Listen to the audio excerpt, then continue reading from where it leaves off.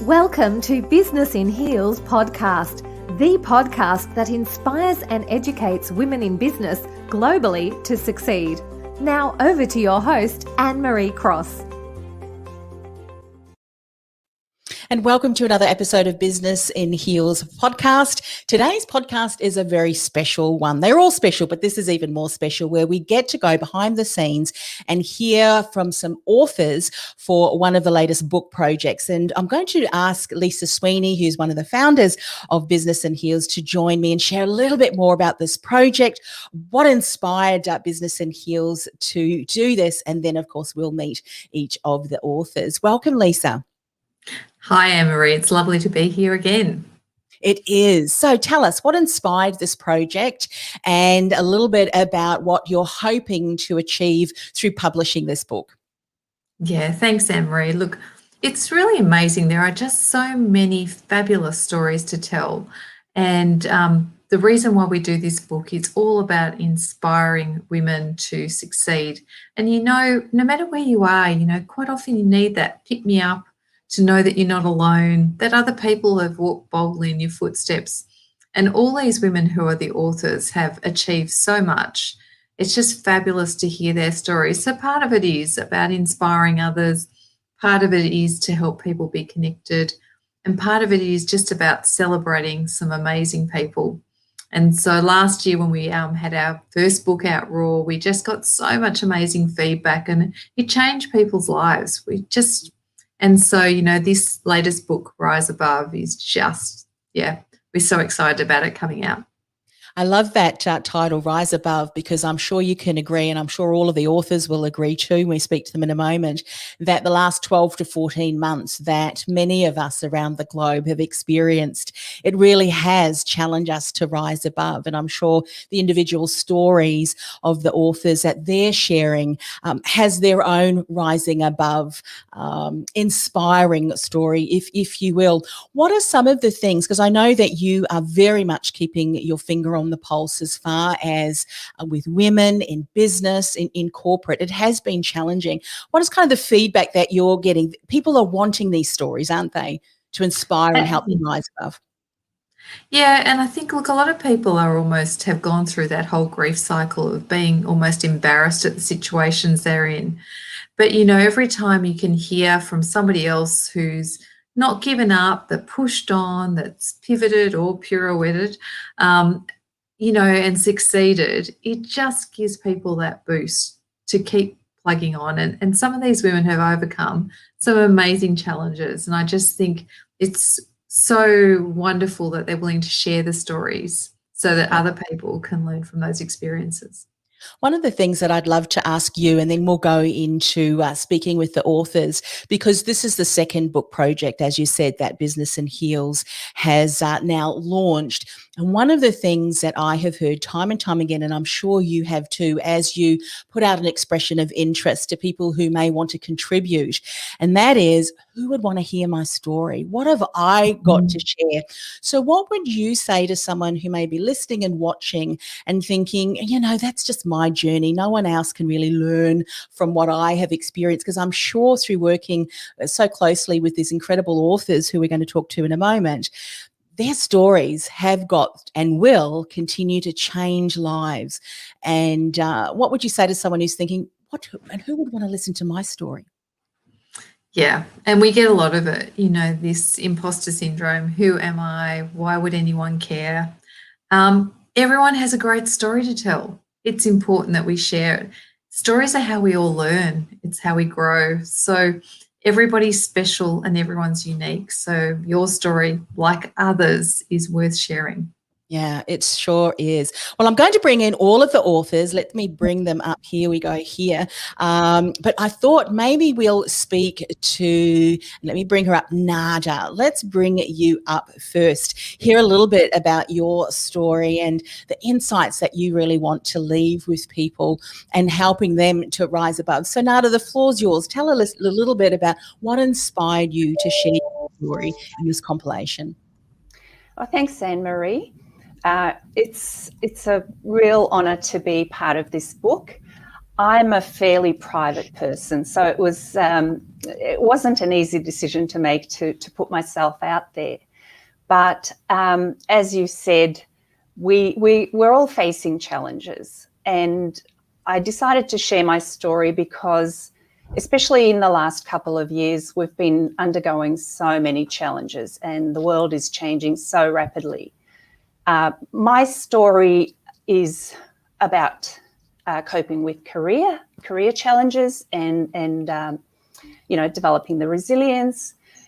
And I wanted to share my story to help others to see that from challenges come opportunities, and to help others to know that we don't have to settle for or to put up with the way things are. I wanted to share my message to people to show them that we have the power to take on a leadership role in our lives and in our careers, and that we do have the power to write the next chapter of our own stories. Yes. Nada, I know that Lisa mentioned imposter syndrome. And when it comes to careers and different pathways and different projects that we can say yes to, one of the things that I'm sure you've heard time and time again is this whole imposter syndrome. Is that been something that you've either experienced yourself, or in the hopes of sharing your story, that you can inspire others to say yes to themselves, to say, put yourself forward? What's been your take on this? Yes, I think we all go through some form of self-doubt and some form of limiting beliefs, and definitely the imposter syndrome comes out at times, especially when we're challenged. And so I think the important thing to remember is that when we break through those challenges is when we grow, and when we really stretch out and are able to achieve our potential. I love that, because of course your story is leading and succeeding from within. The conventional path is kind of what you're talking about. So share a little bit about your story, your journey, and some of those insights that you want to impart through your chapter. Yeah, my story is about my awakening from following the conventional path and, working out that my career wasn't exactly right for me. And then it's about the curiosity that led me on this journey of self-discovery and a quest to find my purpose. And it was a journey of self-empowerment and self-actualization in the process. And so what would you want to leave with people who maybe are experiencing what you have experienced yourself, and who may be kind of stuck at that crossroad with some decisions to make? And sometimes these decisions can be tough decisions to make. What was some, and hindsight is a wonderful teacher, and I'm sure all the authors will be sharing some of the hindsight that they have learned over the years, but what would be one thing that you would share with someone who's listening or watching and thinking, I can resonate with Nada's story? What would encourage them to take that step and know that, and take that confidently and know that it's the right decision wherever they are in their career or life? Well, the one step is really reconnecting with who we are and what's important to us, and being true to ourselves. I think having that open mindset and that willingness to challenge ourselves and to stretch and grow can really help us. Being connected to our why, can really push us beyond our boundaries. Yes. One of the things that I know happened to you, and that was you were made redundant after 12 years, and you say that this was really a blow to your confidence. And there may be some people who have experienced just that because of what's happened around the world. A job that they may have thought, I'm going to spend many more years in, now unfortunately are being made redundant from that. What would you say to them if that's the situation that they're now faced with? Well, I would say that redundancy can really be a really big blow to your career, but being able to see it after as a real opportunity is what I would say to people. It is a real opportunity to stop and reassess and actually take control. Yes, I love that. And, you've gone full circle now. And of course, we're not going to share all of the secrets because you're going to have to get a copy of the book once it goes live. But I love now that you say you've gone full circle. You no longer now give away your power. You've learned there's been so many opportunities of growth from that situation. And I think from what you've shared, we can really see that no matter what situation, we really can rise above it.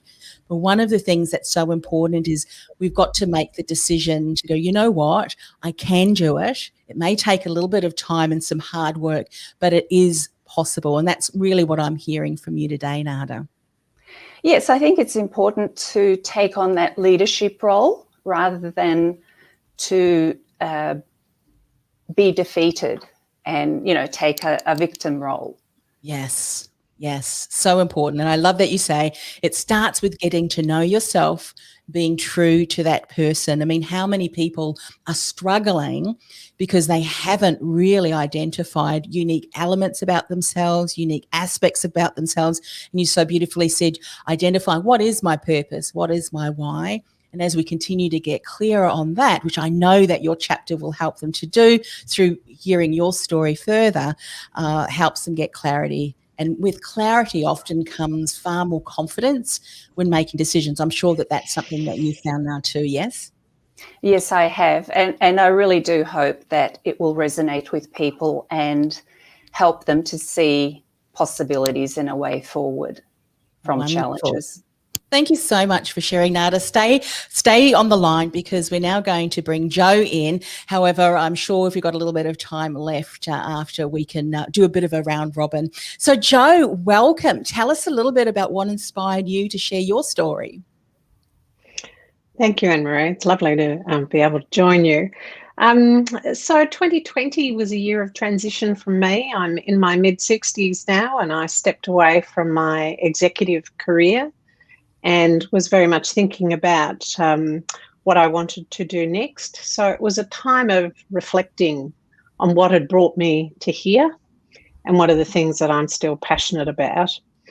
So it really was quite an opportunity with a little bit more time instead of all the CEO responsibilities that I was used to be able to, really dive into thinking about the steps along the way to now and what was really important to me. And I guess, it affirmed kind of what I already knew, which was my driving passion around children and vulnerable children in particular. And part of my transition or my on-call career is to have some time to look after grandchildren. So I get to do that all over again, having had 4 children myself. And I really wanted to shine a spotlight or continue to shine the spotlight on vulnerable children and adults' responsibility to care for children, not just your own, but for the community to take responsibility for vulnerable children. And one of the things that you mentioned was the fact that you transitioned from, and obviously that transition from a corporate career and then retirement can be a huge transition. And as you said, it's now opened the doors to be able to really step in to helping the vulnerable children, something that you're quite passionate about. What would you say? I'd love for you to just reflect a little bit about or on people who may be transitioning to retirement or making some significant changes. What were some of the challenges that you addressed or questions that you needed to answer for yourself that enable you to get to the decision with confidence? Because sometimes it's that uncertainty which can keep us stuck in that cycle. Should I, shouldn't I? What insights can you share around that, Jo? Yes, you're right. It is a big decision. But let me be clear that I have not retired. And what I did was step aside from my executive career to have more time. And so, one of the big challenges in that is letting go of everything that comes with that. And one of the things is about visibility. And one of the issues for older women in particular is becoming invisible. And as you age, and particularly as your hair seems to change colour, it seems to be people don't see you as much when you're out and about in the community, as well as, you know, no longer holding those significant roles. You know, who are you when you haven't got a title that attracts attention or gives you power and influence? So I really planned my transition over quite a period of time. I was very concerned about stepping away from the organisation where I had been CEO, because I had built that organisation.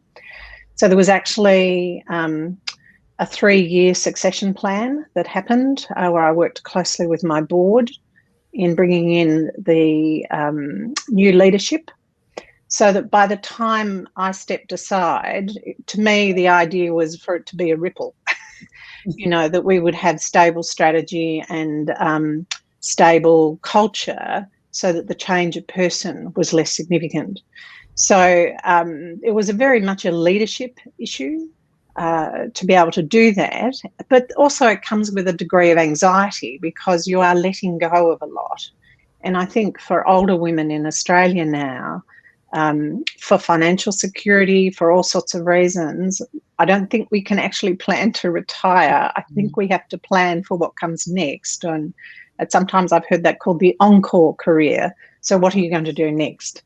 And so I've set up my own consulting business, and I'm providing strategic advisory services, and I'm also building my governance portfolio as a non-executive director.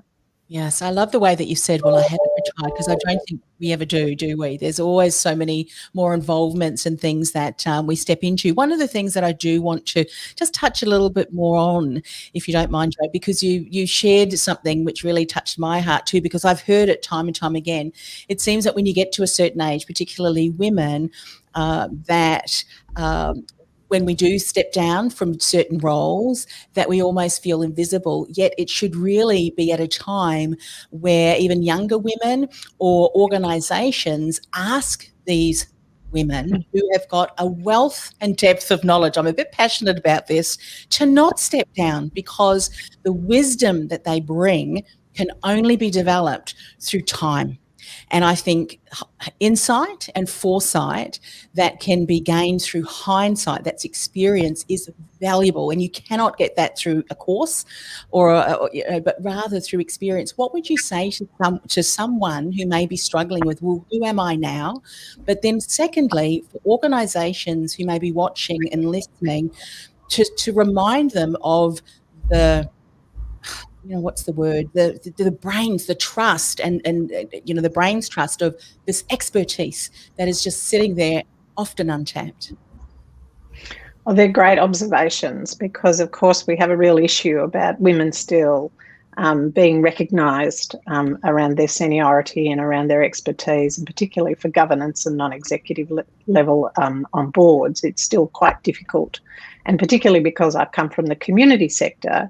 For it's not only my age and that I'm a woman, but I also worked in a sector that's called the third sector, that our value is not recognised because we do a lot more things that are driven by less visible, tangible outcomes, because it's not about the profit line, it's about the impact that we can have.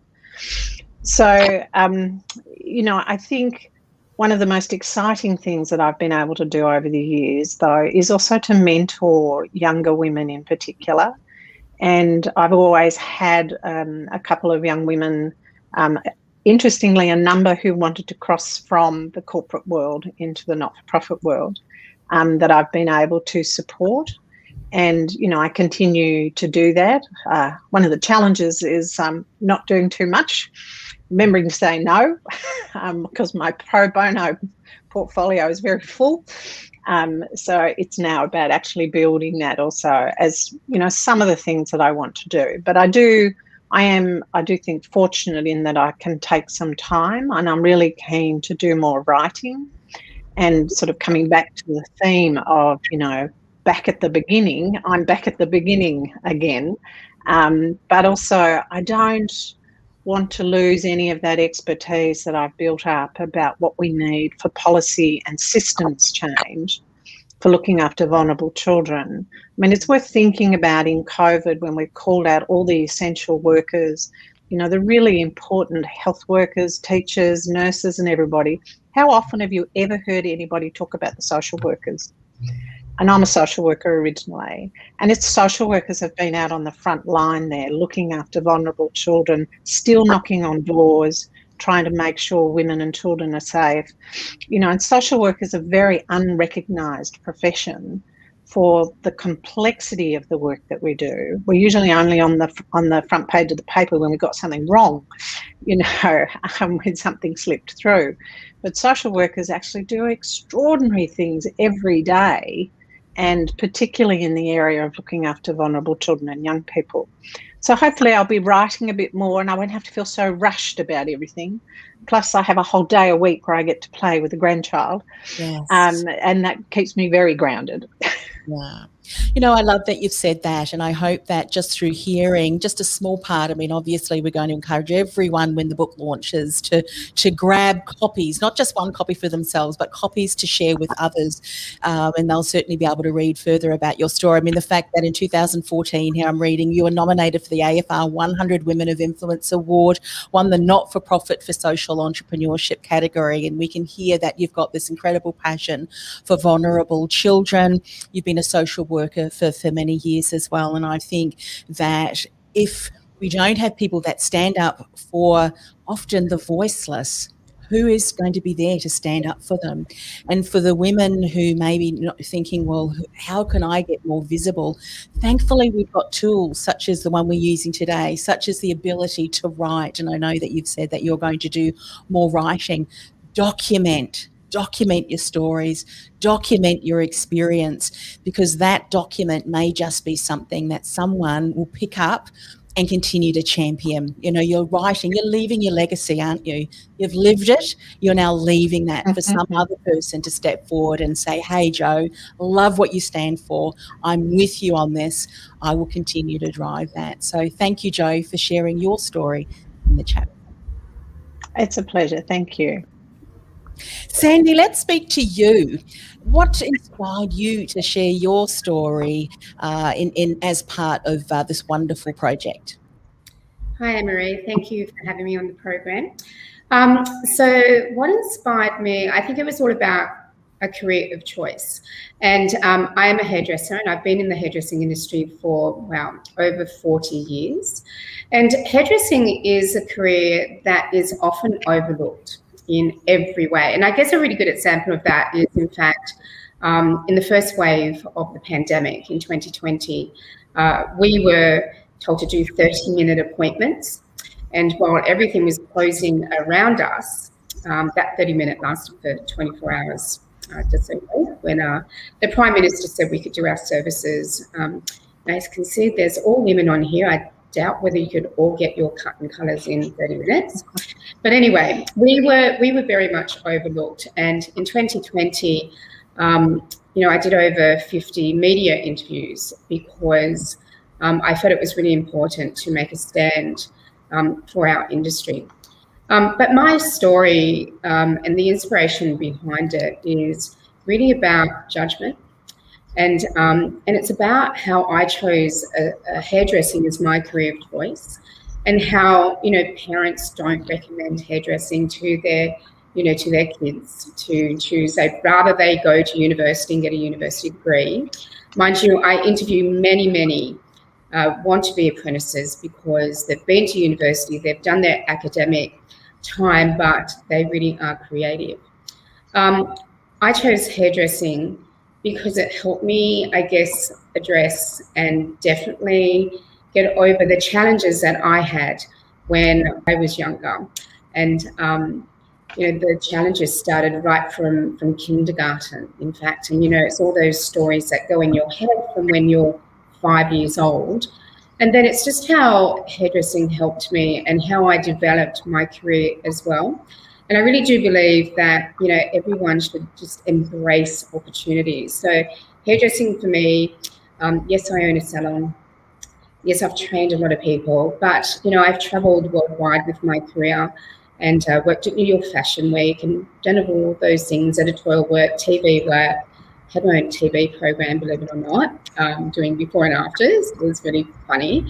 And just I think the opportunities that a career can have for you when others overlook that kind of profession. Okay, so I guess I meet some really incredible women and men in the hairdressing industry. And I think that it's a very much overlooked career of choice.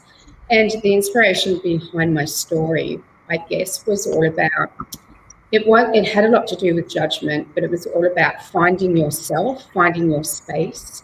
I think realizing that you don't have to like everybody and everybody doesn't have to like you. And that's actually a good thing, because I don't like everybody. I realize that. And I don't really care if they don't like me and if I don't actually fit into their group or their tribe or whatever. I think that's probably one of the messages in my story as well, that it's okay to be you and it's okay to find your space.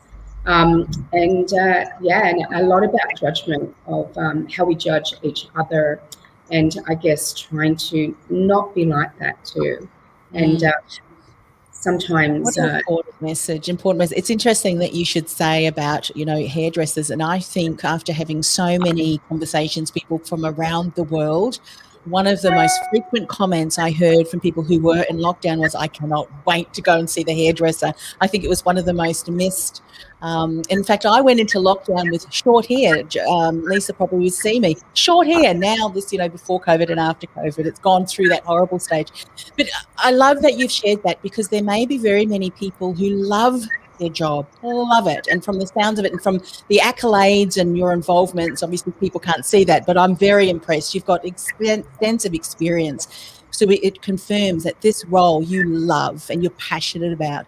So I love that you've stood up, you've spoken out for those people who love, are passionate about their work, but maybe they're in an industry or a role that's not seen and has these high accolades, of course, and of course who has the right to judge anyway. I mean, we need every single person as part of society, no matter what role that they're in. What would you say to someone who maybe has experienced that or maybe is experiencing that, and may from family, their close relatives? I mean, I'm sure this may be something that you've gone to. What would be a couple of things that you would say to them to remind them of, so that they can continue to rise above that criticism and that judgment? Yeah, look, I think that first of all, the lesson has to start with you. The change has to start with you personally. And because I think we all judge, and we can't help that. It's just part of our human nature. But I think that it's important to recognize, and in looking at this book, I think what's really amazing about this book is everybody has their own story. Every single person that you meet has their own story. And I think one aspect that I loved about hairdressing, I don't work on the floor anymore, actually, because I have a different role in the industry, and that in itself is a huge challenge. But I think what I loved about taking care of clients is how you can change something for them in just that hour or those 2 hours that you spend with them. And the fact that, hairdressers are very accepting. And when I look at our industry, and it's very diverse, and we're very accepting of who we are and who enters our salon. And I think that if we know someone who isn't happy with their career, or they feel that they're not in their right space, I really encourage them to look for that space. If you are not in a job where you're not loving it and you're not passionate about it, then find another place where you are. And I think hairdressing is great because, and I really wanted to highlight, I think, the opportunities around, the hairdressing industry, but the way that we do help people. We do help so many. And in listening to Joe and Nada, I mean, they've both got great stories, incredible stories in helping others. But I think what I love about hairdressing is how on a day-to-day basis, we can help so many people just by listening and being there for them and showing no judgment. Yeah. Yeah. So agree. If I think about the times that I have been to the hairdresser and just observing. I mean, it's one of those roles where you're front facing. And the way that they are able to interact whilst you're doing your craft. And you really do need to be able to be kind of often the counsellor, the shoulder, whilst obviously you're showing your expertise as well. And I think we often take every role for granted if we're not walking in their shoes, you know, that there's a reason for that saying. What would you say to someone who maybe is considering hairdressing and may not have even contemplated it? However, because of the fact that you've got such diverse experience, I'm sure you, in your role as a business owner, have hired many new hairdressers as well. What do you look for in someone who you think this person would be great? What would be some insights there? Okay, I'm not sure what that noise was. So I think obviously, first of all, we look for natural talent. But first of all, what we are looking for is someone who really truly. I might just get everyone else to put themselves on mute. Yeah, I'm not sure I don't think it's me. It's a very different sound. So I think what we look for, obviously, we look for talent, but we do look for those who have a very caring attitude towards others. You know, I did interview someone once, and we put her on trial for a few days, and she really wasn't working out. And I asked her about how she thought, and she said, well, I don't really like talking to people. And it's like, well, that's sort of like required in our industry. And she told me she doesn't really like people, and that's the other thing that's required in our industry. You have to like being with people. You don't have to talk nonstop, you know. So we don't encourage that. It's more about listening. And, you know, my story is all about how you make people feel. You know, when the story that I've done for this book, it is what you say, but it's all about how you make people feel. And how you make someone feel could be a look, or not even giving a look. Do you know what I mean? And so besides the natural ability, caring for people, I think the one thing too is if someone was thinking of entering the industry, it's like, well, what is it that you truly want to do? Do you want to actually work on TV, or do you want to work in editorial, or do you want to work at Fashion Week? There are so many different opportunities. If you want to be a business owner, that's great. And some hairdressers are very good at what they do, but they may not be business people. And so part of my role over 40 years has actually been writing workshops, etc., for those who want to be in business but may not understand all the different hats that they need to wear. So if someone was thinking about entering the industry, think about the big picture, obviously. Where do I want to start at the end? Where do I want to end up? Do I want to just do clients every day, make them feel beautiful, make them feel important, help their self-esteem, just be that person that listens to them, plus technically do some beautiful work? Or is there something different that I want to enter in the hairdressing as a career that would be very satisfying as well? I love that. That's wonderful. And, you know, one of the things that I think, no matter what age that you're at, but particularly if you're just starting off, and this is, of course, we're talking about hairdressing, is learn everything that you can from someone, for those people who've walked before you, because there's nothing greater than being able to be mentored from someone who's got, you know, lots of experience in an industry. You can learn everything you can from books, but being shown and taught from someone who's walked the talk, I think, is even more special. I'm going to bring everyone back on, because what I would love to do, let me just see if people can all put their cameras back on. Lisa and Joe, if you could too, and maybe even Emma. I know that you've been in the background there because you're part of the admin team. I was going to say, just when we're thinking about rising above, what would be one tip or one insight that you would want to leave with everyone today that would be something that would inspire them to rise above, no matter what situation that they're either facing today, or maybe even in the future they may be faced with a challenge? What would be one insight? Maybe we'll start with you, Lisa. What would be one insight? I think one of my insights might be to go have another conversation with some of these great authors, just to see if I could learn a little bit more about the people behind the scenes. Terrific. Oh, and I also saw there Emma is also an author. So what we're going to do is do a round robin and then we'll speak to Emma about her chapter. All right. So maybe Nada, what would be one insight that you would like to share with people today? I think it's about following your own path. So, yeah, find your own path, find your own way, and rise above. Get out of the, don't just follow for the sake of following the status quo. Yes, find your own way. So often we do. Sometimes we feel a little bit, really hesitant, don't we? But follow your own path, make your own path, and trust that that's fine. Jo, what would be one insight you would like to leave with everyone today?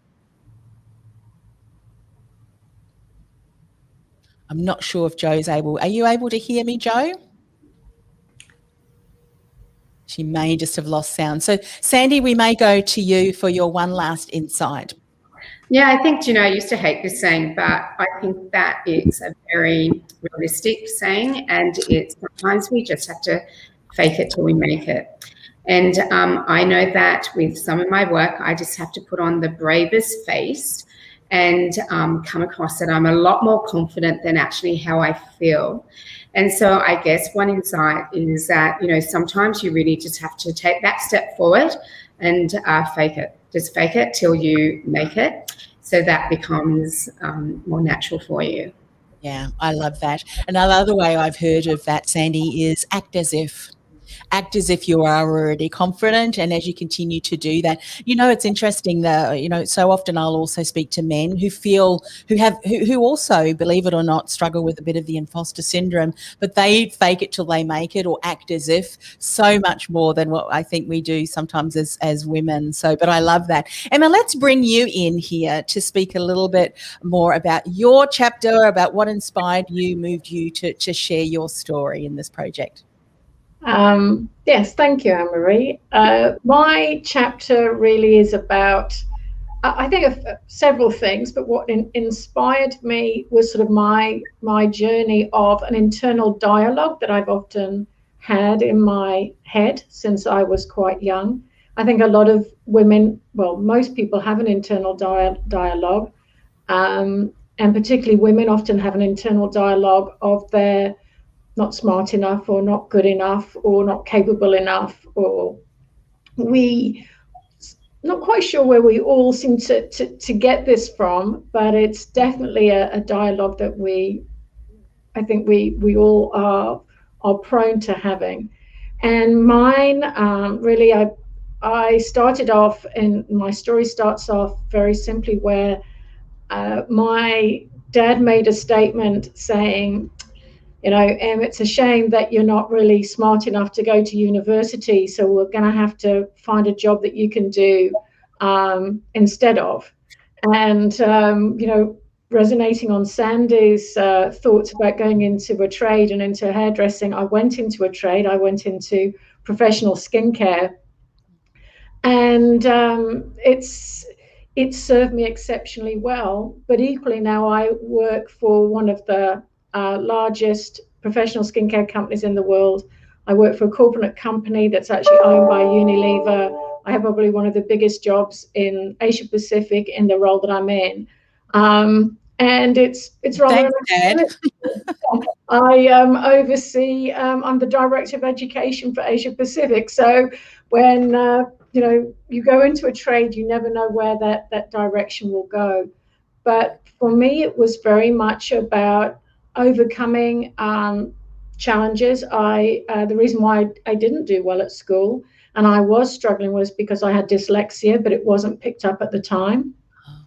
And my learning difficulty led me to not having good grades at school. But I didn't feel that I was that stupid inside, but somehow I was really struggling to get the message out that I'm not as stupid as perhaps, or as I come across. And so my story is a lot about how you work your way through that, how you battle through this internal voice that's in your head all the time that says to you, just like when I was asked to do this book, just like this imposter syndrome as well. Why on earth would someone ask me? Because everybody's got more interesting stories to tell than I do. But my story also leads me to the importance of mentors. I think women make incredible mentors. I think women make, I think because of our emotional intelligence as well, we really have the ability to, especially any age, but a lot of young people, we have the power to take some young people under our wing and help transform them to be something truly incredible, hopefully bigger and better and greater than we ever are. And when I hear, I think it was Jo saying, about her mentorship and what she's done, I wish more of us in leadership roles as we're in, and all the journeys that we've had, could offer our ability to mentor others. Yes. Because we have so much wisdom. I mean, in this book, I tell you, it is just full of wisdom, and it's full of sound advice. It's full of things that you can relate to. And you read it and you think, that's me, and that's me. Just listening to all the people on the call today, I give them me, and that's me, and I've been through part of that, and they were the words that I would say, or they're the emotions or journey, part of my journey I've had. So this is a book of mentorship and wisdom as well. I love that. As you're sharing your story, and particularly when you think about some of the things that you mentioned about your father, I can only imagine how many people, I'm sure, if we were able to speak to them, those who will be listening and watching this even after we've finished, they may have had someone who has said something to them which may very well be keeping them stuck. Obviously, with your story, Emma, you haven't, because as you mentioned, you're now not only very much involved in that industry, you're also from leadership and the mentoring and so forth as well. But what was it for you? Was it a mentor that helped you see further than what any labels or any things that people spoke over you to say, well, look, this is where you are destined? What was it for you? Because the reason I'm asking that is, sometimes we need to go and seek out, as you said, mentors, or just we have to in our own minds change that narrative. So what was it for you that helped you change that narrative and follow the path where you are today? Two key things. Just as I left school, I had a new teacher. Sorry, excuse me. That's someone trying to call me. I had a teacher just as I was leaving school, who came out of university, brand new teacher, who identified that I had a learning difficulty. Once I was diagnosed with that, it gave me the tools, but more importantly, it gave me the confidence to understand where I was struggling. And once you know the areas and the reasons why you're struggling and what is holding you back, you can arm yourself with, well, what can I do to overcome that? So I thank that teacher very much indeed for helping me. And then I think really my first job was, I had this wonderful lady called Maureen. She was quite scary, actually, who was my first boss. And once I got past being absolutely petrified of the woman, I realized actually she had a heart the size of, this planet. She was just amazing. And the more I trusted her, and the more she allowed me to, I guess the more I trusted her, she opened up, and she showed the trust in me, and she recognized my capability, that she just empowered me to trust myself, that I had the answers. And I think that is so important. And, we talk about emotional intelligence again. She was acutely emotionally aware of what probably self-doubt I had, but equally aware that if I learned to trust myself and make decisions for myself and make decisions in work, that Sure, I'd make mistakes. She just said, you've got to learn to make mistakes and not worry about it. And failure is just another way of learning to improve. Yes. She gave me the confidence that I had the ability and I had the answers myself. I love that. And one of the other reasons why is how often, and I think even Sandy alluded to this as well, through the judgment of others and even sometimes expectations, our style, our unique way of doing things, our mannerisms are so unique. If we're able to carve out our own way and style of approaching something, we're able to achieve it. How we get there is very different and unique to each and every one of us. And we don't all have to walk the same path to get there. And in actual fact, how boring would that be, wouldn't it? How boring would that be? And we wouldn't have the certain innovations that we have today if everyone did the same thing the exact same way. And I love what you've shared today, Emma, just as I do with all of the wonderful authors who have come on and shared their story. Now, I know, Lisa, that we are going live, so this is a bit more of a pre-launch at this stage. Share a little bit for those people between now and when it will go live for launch and people can then purchase their copy. Where would they go to now, Lisa? Is there a special link, or where would you like people to go if they are still listening and watching this in part of the pre-launch stage? What's the best way? Look, the easiest way is to go to the Business in Heels website, www.businessinheels.com, and they'll be able to find a nice little picture of the book front and centre, and that'll then connect them to the ordering page. And not too distant future, we'll be also planning that book launch. So Lots of exciting things to come. Lots of exciting things for sure. So certainly go over to the Business in Heels website, and you'll find the link there, and get ready to order not just one, but get 3 copies, or actually more copies, because it would be a great gift to someone, especially now when you think of all the many people from around the world who are experiencing challenges. I think one of the greatest ways to be able to inspire and empower yourself is to read how others have overcome, who've risen above. And I know from just hearing each of you share your stories today, just a snippet of the stories that I know will go in further depth in each of your chapters. It's certainly been inspiring as well. So thank you once again for all of you to share your inspiring messages. Thank you. Thank you too. Thanks so much.